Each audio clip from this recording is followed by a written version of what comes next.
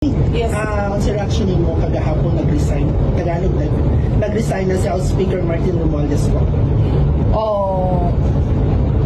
Well, wala akong reaction sa resignation niya, no? Meron lang akong reaction sa kung ano yung ginagawa ni BBM. Hindi niya dapat hinahayaan yung mga congressman na basta na lang umalis ng bansa o basta na lang mag-resign to evade accountability doon sa mga nakita natin na pag-chop-chop ng budget natin at pagkuha ng pera ng bayan para bumili sila ng mga properties, bumili sila ng mga jets, bumili sila ng properties abroad, at lahat nung kanilang na makikita natin sa lifestyle nila.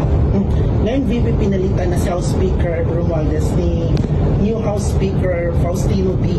May mensahe ka ba sa kanya or advice sa kanya para hindi na mahuli itong mga nangyayari ngayon? Wala akong mensahe kay Congressman D.